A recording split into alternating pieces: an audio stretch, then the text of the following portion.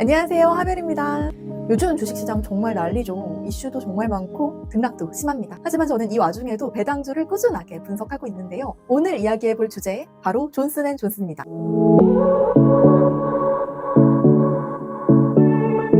워렌 버핏이 오랫동안 투자해왔고 배당을 받아왔던 기업이죠. 또 60년 이상 단 한 해도 빠짐없이 배당을 올린 기업이기도 합니다. 이 기업이 어떻게 수십 년간 배당금을 올려왔고 장기 투자자들의 든든한 월급 통장이 되었는지 지금부터 낱낱이 파헤쳐 보겠습니다.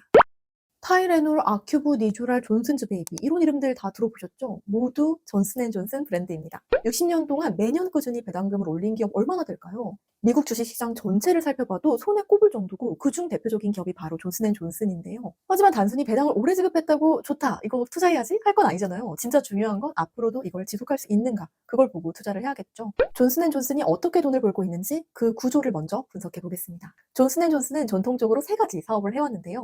첫 번째 제약, 두 번째 의료기기, 세 번째 소비재입니다. 근데 지금은 소비재 부문을 캔뷰라는 회사로 별도 분사했어요. 지금은 제약과 의료기기 이 두 가지가 핵심입니다. 먼저 제약 부문부터 볼게요. 쉽게 말해 약 만드는 사업인데요. 우리가 쉽게 아는 코로나 백신 얀센 기억나시죠? 바로 이 얀센도 존슨앤존슨의 브랜드입니다. 암 치료제, 면역 관련 치료제, 정신과 약, 백신, 바이러스 치료제까지 엄청나게 R&D에 투자하는 분야인데요. 일반 약이 아니라 고급 의약품 중심으로 특허로 보호받고 있기 때문에 이익률도 높습니다. 특히 스테랄라, 데자렉스 같은 약들은 매년 수조 원 단위로 매출도 내고 있어요. 그리고 이 제약 부문이 전체 매출의 55% 이상을 차지하고 있습니다. 그 다음은 의료기기 부문인데요. 이건 병원에서 쓰는 장비, 렌즈, 수술기계 같은 걸 만드는 사업이에요. 대표 브랜드는 아큐브, 네, 정말 많이 들어보셨죠? 콘택트 렌즈입니다. 그리고 인공관절, 수술용 장비, 심장 시술용 기기, 그리고 심지어 로봇 수술 기계도 개발 중이에요. 이 부문은 매출 비중은 제약보다 작지만 꾸준히 수요가 증가하는 분야예요. 특히 전 세계 고령화가 가속되면서 정형외과, 척추 수술, 심장 시술이 늘고 있고요. 그 모든 영역에 존슨앤존슨이 들어가고 있습니다. 마지막으로 존슨앤존슨이 기존에 운영하던 소비재 부문 타이레놀, 존슨즈 베이비, 니조라 같은 브랜드가 있던 그 사업은 2023년에 캔뷰라는 회사로 분사됐고요. 수익은 괜찮지만 성장성은 낮은 사업이었기 때문에 분사를 했습니다. 존슨앤존슨은 우린 앞으로 더 기술 중심, 더 고수익 중심으로 가겠다, 이렇게 방향을 확 바꾼 거라고 볼 수 있는데요. 이 구조를 다시 보면요. 제약은 고성장 고마진, 의료기기는 안정적이고 꾸준한 수요, 소비재는 분사로 집중도를 높였잖아요. 그러니까 존슨앤존슨은 하나는 빠르게 성장하고 하나는 꾸준하게 현금을 벌고 필요 없는 사업은 잘라내는 전략을 쓰고 있는 회사예요. 이렇게 짜인 구조니까 경기 침체나 금리 상승, 원가 인상, 뭐가 와도 흔들리지 않는 거죠. 돈은 안정적으로 벌고 꾸준히 들어오는 현금이 있는 구조가 비즈니스 자체가 설계가 잘 되어 있는 회사입니다. 하지만 존슨앤존슨은 또 사건 사고가 많은 회사기도 했는데요. 특히 유명한 사건 사고가 세 가지가 있습니다. 첫 번째, 탈크 소송. 베이비 파우더에 탈크 성분 발암물질 문제가 있었는데요. 미국판 가습기 살균제 사태라고도 볼 수 있습니다. 수십억 달러에 달하는 집단 소송이 있었는데도 배당은 줄지 않았습니다. 두 번째, 코로나 팬데믹, 얀센 백신 안정성 문제가 있었고요. 세 번째로 마약과의 전쟁, 마약성 진통제 관련해 배상 판결을 받았던 문제도 있었습니다. 또 어떻게 보면 이런 상황들을 겪어오면서도 배당이 계속 성장했다는 게 상당히 흥미롭기도 합니다. 여기까지가 존슨앤존슨이 어떻게 돈을 벌고 있는지, 그리고 어떤 사고들이 있었는지 그런 큰 그림을 좀 알아봤는데요. 이제부터는 이런 사업 구조가 왜 배당 투자자에게 유리한지 구체적인 숫자와 지표로 한번 확인을 해보겠습니다. 존슨앤존슨의 현재 배당 수익률은 3.5%, 예상 연간 배당금은 주당 5.2달러입니다. 배당 성향은 55.17%, 5년 평균 배당 성장률은 4.42%, 5년 평균 배당 수익률은 2.76%인데요.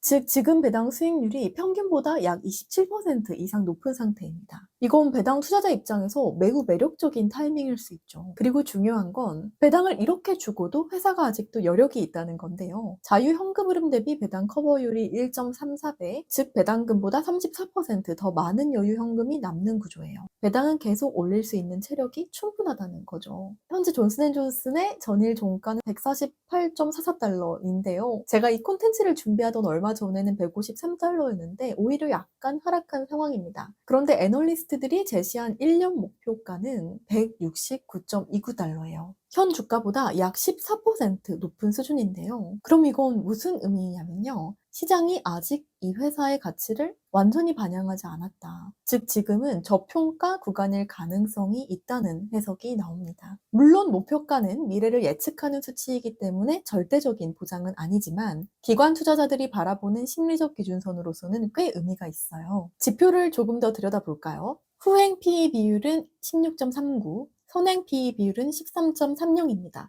시장 평균 PER이 18에서 20 수준인 걸 감안하면 확실히 저렴한 주식이죠. 쉽게 말하면 다른 회사들이 1달러 벌 때 주가가 20달러라면 존슨앤존슨은 1달러 벌 때 주가가 13.3달러밖에 안 되는 수준입니다. 여기에 주가의 민감도를 나타내는 베타가 0.41, 시장 수익률이 1% 움직일 때 이 종목은 평균 0.41%만 움직인다는 건데요. 즉 시장의 절반도 안 되는 변동성이 있다는 거죠. 정말 마음 편한 종목 아니겠어요? 성장성과 수익성도 우수한데요. 이익 성장률은 2.4%, 순이익률은 무려 24.42%이고요. ROE, 자기자본 이익률은 29.45%, 총자산 이익률, ROA도 7.77%, 부채 비율은 66.9%로 안정적이에요. 네, 한 문장으로 정리하면 회사가 돈을 잘 벌고 배당을 꾸준히 주고 남는 돈도 많다. 한마디로 재무가 탄탄하다는 거죠. 여기까지 숫자를 쭉 보셨으니 이제 이런 생각도 드실 것 같아요. 이 배당주 오랫동안 들고 가면 도대체 얼마나 쌓일까? 저도 이게 궁금해서 예전에 구독자분들께 드렸던 배당주 계산기 엑셀로 직접 돌려봤는데요. 지금부터 간단하게 시뮬레이션 결과를 보여드릴게요. JNJ 티커 입력을 먼저 할게요. 투자 과정은 이렇습니다. 매달 100만 원씩 정액을 투자할 거고 연 배당 수익률은 현재 기준 3.5%로 입력하겠습니다. 배당은 재투자한다고 가정했을 때 투자 기간은 20년으로 설정할게요. 그랬더니 총 투자금은 약 2억 4천만 원인데 20년 후 세후 배당 수익은 696만 5천 원 수준이 예상됩니다. 물론 주가나 배당률에 따라 달라질 수 있지만 복리로 쌓이는 배당의 힘이 꽤 현실적인 숫자로 체감되지 않으시나요? 자, 오늘 이야기를 한번 정리해 볼까요? 존슨앤존슨은 단순한 배당주가 아닙니다. 제약이나 의료기기 중심의 구조로 안정성과 성장성을 동시에 갖췄고 수십 년간 배당을 올려온 배당 왕 중의 왕. 그리고 지금은 애널리스트 목표가보다도 낮은 수준의 가격에서 거래가 되고 있습니다. 저는 이 회사를 분석하면서 일부 개인 자산을 포트폴리오에 편입해 봤는데요. 하지만 이건 제 자산 배분 기준에 따른 선택이었고요. 이 콘텐츠는 어디까지나 정보를 정리하고 공유하는 목적입니다. 투자 판단은 반드시 여러분 각자의 기준과 상황에 맞춰 충분히 고민하고 결정하시길 권장드립니다. 여러분은 배당주를 고를 때 어떤 기준이 가장 중요하다고 생각하세요? 배당률, 배당 성장성, 안정성, 아니면 저처럼 배당이나 재무구조, 가치평가를 같이 보시나요?